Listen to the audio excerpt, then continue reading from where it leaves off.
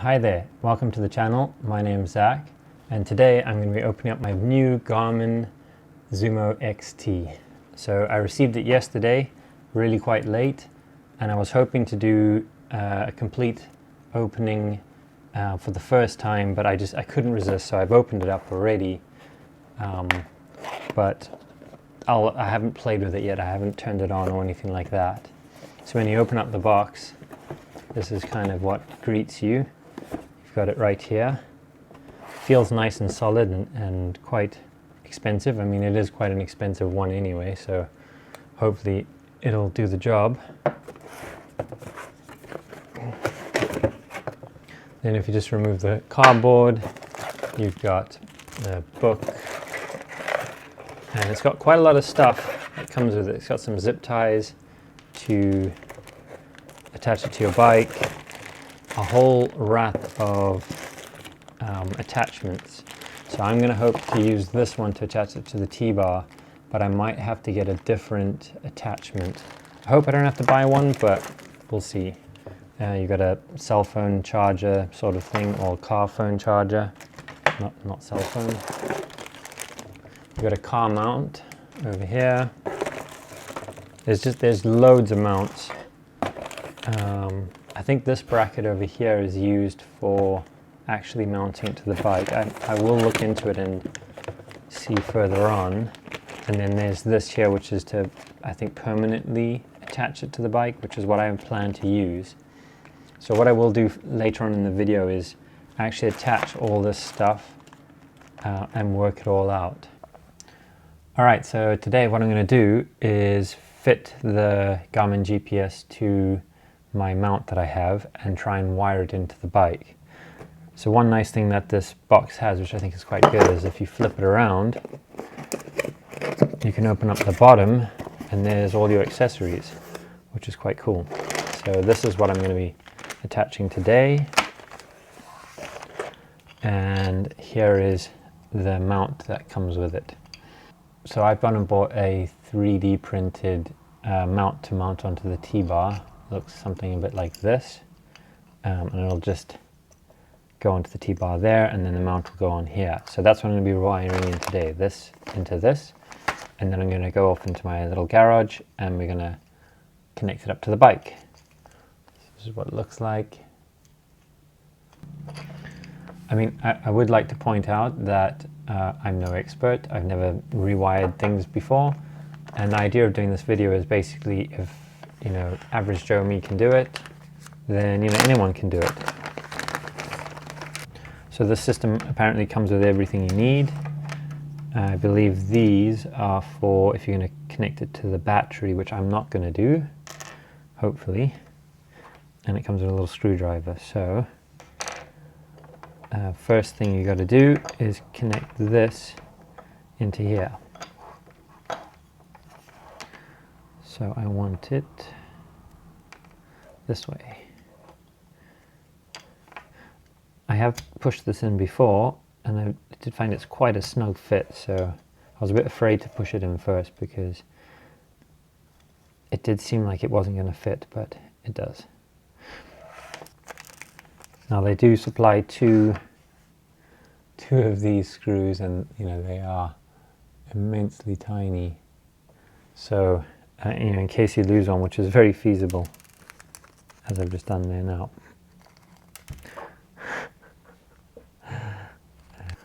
So I'm just going to screw in. There's a little mounting screw here. I presume to not use too much pressure.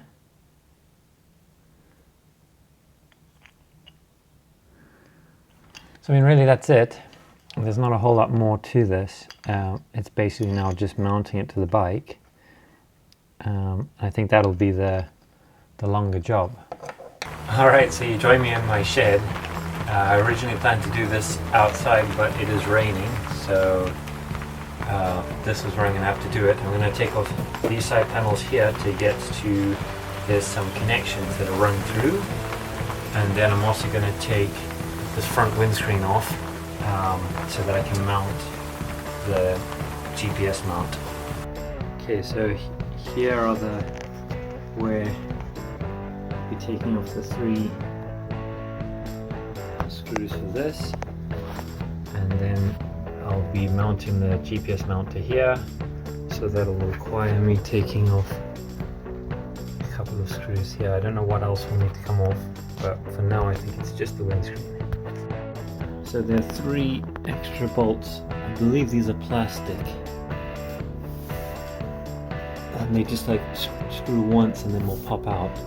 And then I believe you probably will have to remove this, and then this whole bracket will kind of pop out. So once you've taken the screws off, you should just be able to pop the case back, and then just be careful of the indicator connection. So this connection is what I'm looking for. This is the one I'm going to try and connect the GPS to. Okay, so something I found particularly annoying is this is the 2-pin connector that I want to connect to, and I cannot find a connector that will fit into it. I don't know. I've tried ringing Yamaha, I've tried Googling it.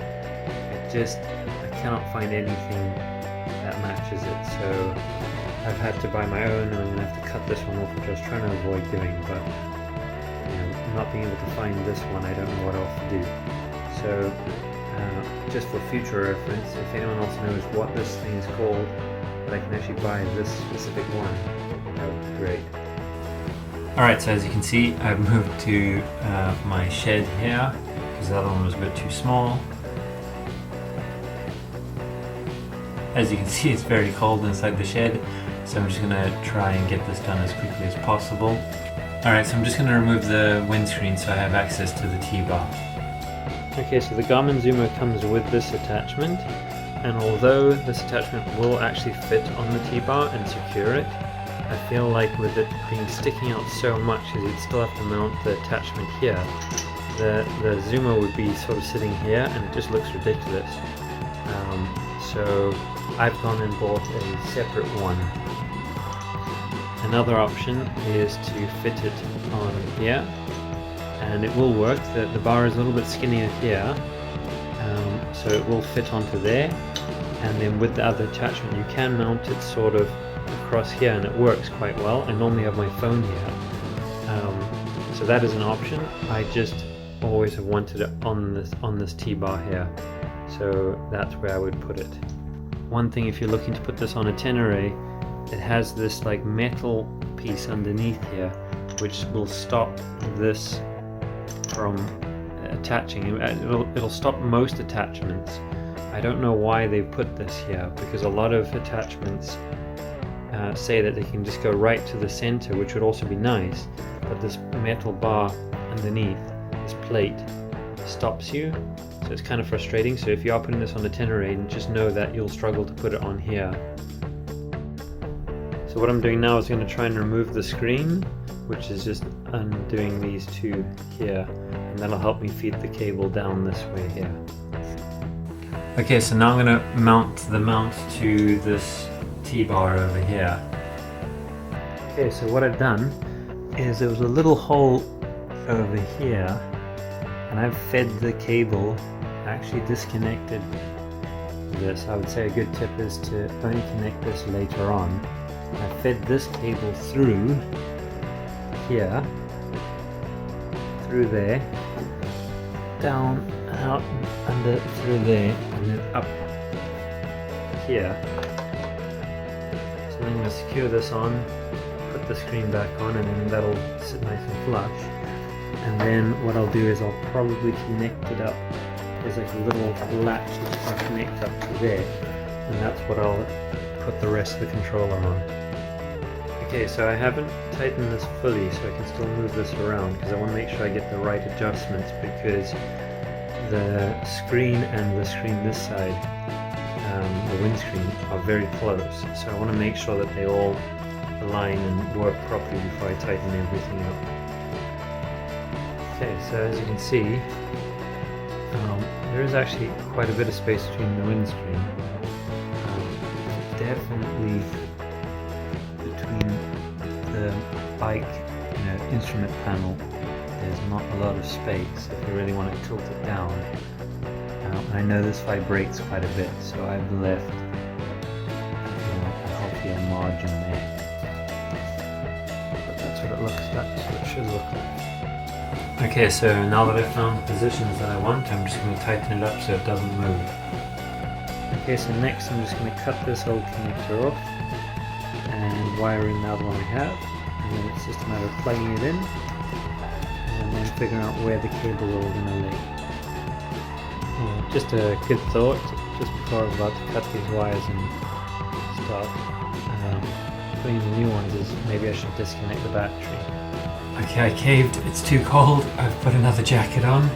I have finished wiring in my own 2-pin connector, so now what I'm going to do is reconnect the battery and test that it works, and hopefully then I can start messing around with all the cables. Okay, so as you can see, now that I've turned the ignition on, the GPS is on, and when I turn it off, the GPS will lose power, and there you go. Okay, so I've tested it and it all works, so now all I've got to do is fiddle around with the cables and get them all tied up with the zip ties that I have that's been supplied with the kit. Okay, so one of the final things is just to take this and I'm going to mount it. There's a little, there it is, there's a little like ledge or something that you can attach to. Okay, so it's all done. Everything's put back together, all the panels, and just to show you again, if the system turns on, it's on, and that's it. Okay, so if you got this far, thanks for watching, and I'm not a professional, as you can well see, but hopefully you've learned something, or you can see if I can do it, you know, anyone else can do it. Okay, so this is some footage of what it actually looks like on the bike while I'm riding.